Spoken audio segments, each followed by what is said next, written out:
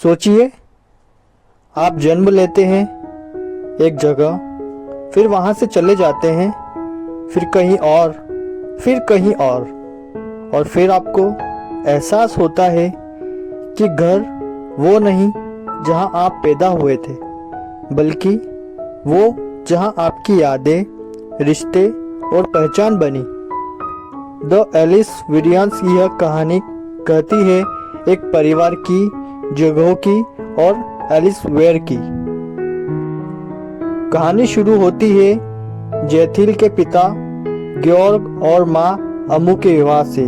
ये विवाह कभी केवल दो लोगों का मिलन नहीं, बल्कि दोनों की अलग अलग जमीन, पहचान और यात्रा का मिलन भी है।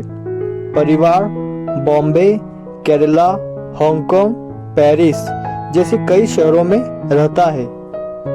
अम्मू खास भूमिका निभाती है, न सिर्फ परिवार को जोड़ने वाली, बल्कि वो हर शहर में जड़ों को ढूंढती है। और ग्योर्ग एक पत्रकार और लेखक है जिनका जीवन यात्रा, रिलोकेशंस और रिस्टलेस एनर्जी से भरा है।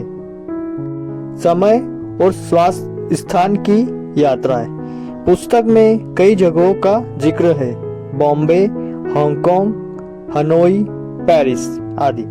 पर यह सिर्फ जियोग्राफी नहीं है, ये यादों का, मिग्रेशंस का और आइडेंटिटी का रास्ता बनते हैं। जैथिल समय समय पर अपने बचपन की कहानियों में वापस जाते हैं। उनकी यादें, उनके पिता की कहानियां, उनके घर जो अब शायद खो चुका था। उनकी माँ अम्मू की आखिरी पलों का वर्णन बहुत असरदार है, जैसा कि वे जलते हुई अग्नि की ओर जाती है और वहां से नरेट होती है। वह कई और है, एक नदी बहती हुई जहां एल्सवेयर उनकी छाया बनी रहती है। पात्र और रिश्ते, ग्योर्ग और अम्मू वह जो चलते रहे, जो खोजते रहे। जीठ पुत्र स्वयं, दोनों की यादों में जीता हुआ, उनके फुट स्टेप पर चलता हुआ। अन्य सदस्य, चाची, चचेरे भाई, रिश्तेदार जो अलग अलग अनुभव लेकर आए हैं। किताब में दिखाया गया है कि कैसे वो लोग जो आपका परिवार है कभी कभी आपसे अनजान लोग बन जाते हैं, और कैसे प्रत्येक व्यक्ति अपनी कहानी, दर्द और छोड़ने की भूख लेकर चल रहा है। कहानी का केंद्र और अंत, किताब डेथ और जन्म का एक चक्र भी है। पहले थॉम्स दादा की डेथ, फिर अम्मू की आखिरी घड़ियां। अम्मू जब पानी की ओर बहती है, नरेटर कहता है कि नदी में वो वहाँ है, नदी उनकी आत्मा बन जाती है।